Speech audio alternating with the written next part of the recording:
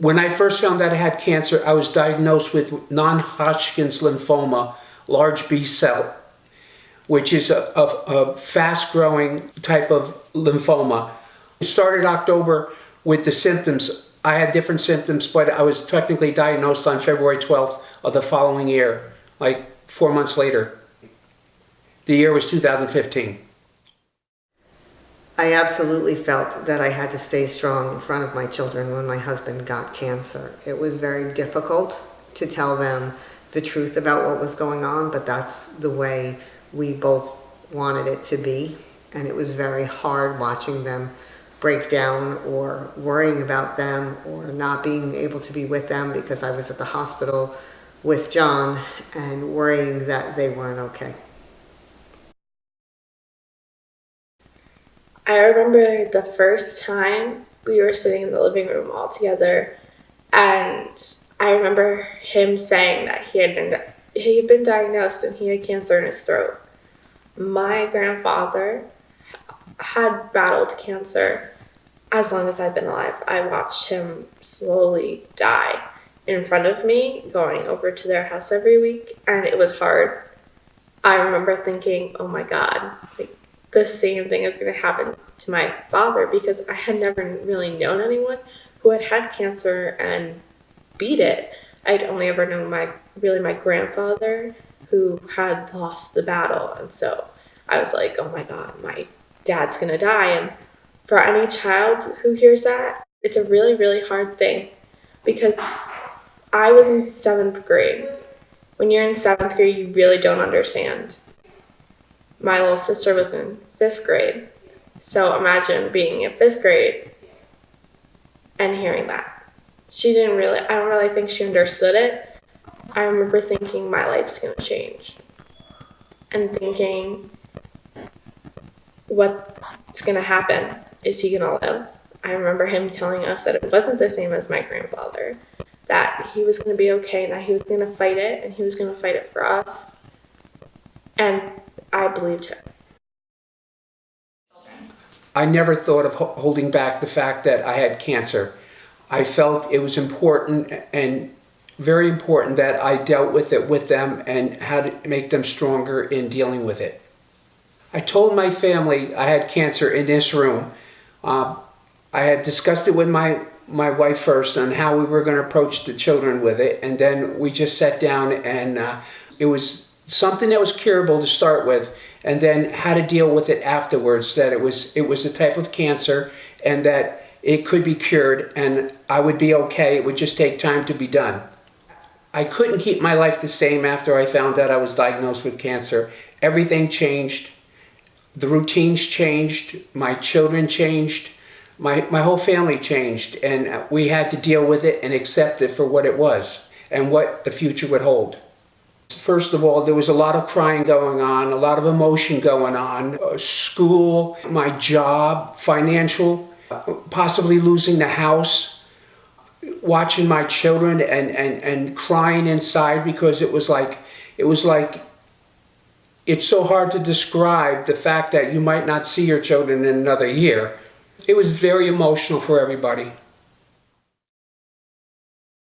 When my parents were away in the city, I was home with my sister and my grandmother, who lives with us. So that was hard. It was hard to adapt to living without your parents here. Most kids my age, I was in 9th grade. I was a freshman in high school. A lot of freshmen worry about, like, oh my God, going into high school, adapting to the homework and the rigor of your courses and stuff like that. And I was worried about being mom and dad to my little sister and taking care of her, making sure she had everything she needed, because she was in 7th grade. It was her first real year of middle school and hard work, and making sure she had everything she needed before I could take care of myself. Sparrow's Nest comes into people's home every week to give them a break. Really, that's what we do. When a person is diagnosed with any type of cancer and they live within a 35-mile radius from our kitchen in Wappingers Falls. As long as they have children in the home that are 18 or under, we will feed the family. So what Sparrow's Nest does is we cook food on Mondays, 2 different meals, and on Tuesdays we deliver all the food to all 87 families, which is over 400 people every single week, so that they can concentrate on getting better and we can take something off their plates.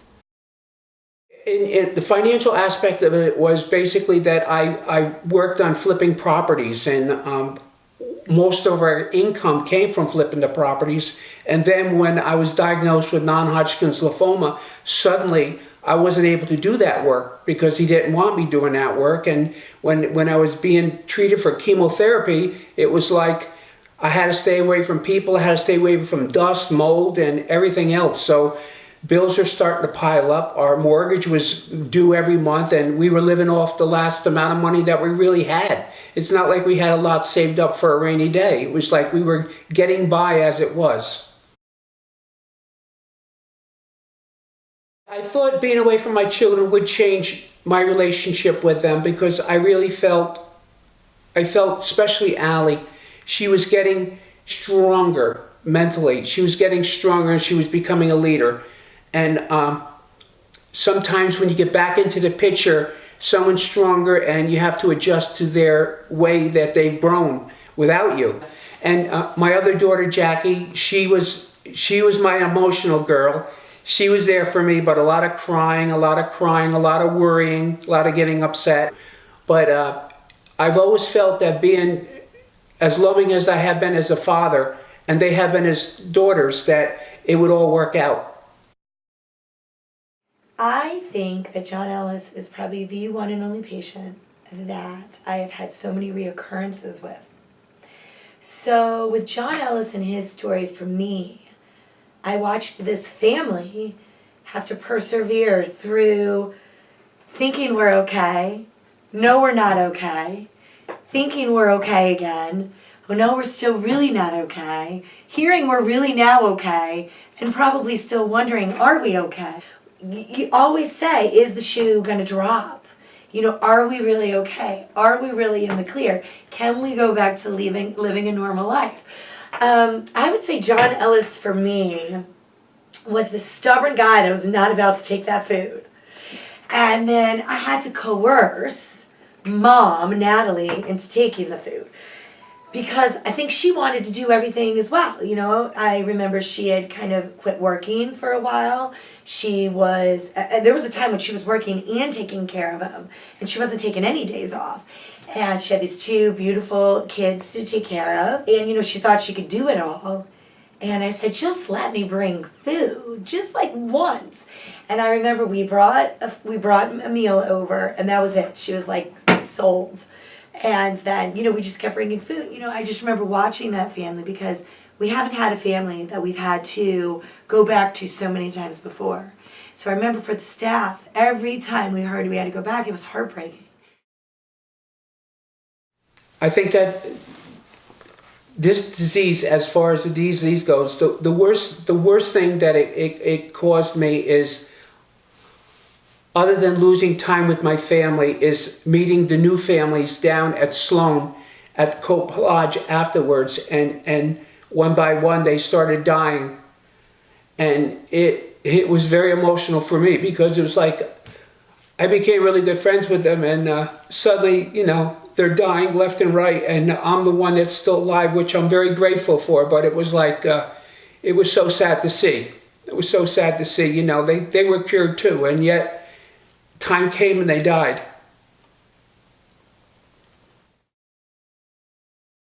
There's so many beautiful things that come out of it, like the beautiful works of the community. People, you know, come out of the woodworks to help people become less selfish and more selfless. You know, so as many negatives as there are, there's probably a million positives. People doing fundraisers in order to help their neighbor, in order to help strangers. So, you know, cancer impacts us so greatly in so many different ways that, you know, it's imperative that we find a cure. I definitely feel all of my children have grown from this. I think they have a better understanding of what family means and family time and the importance of doing things together and being together as a family. I also think they're there for their friends who are going through similar things, and I think that they have an appreciation for all of the help and all of the people who helped us when we went through John's cancer scare. John Ellis really is the epitome of strength to me. Because every single time he looked cancer in the face and he said, not happening.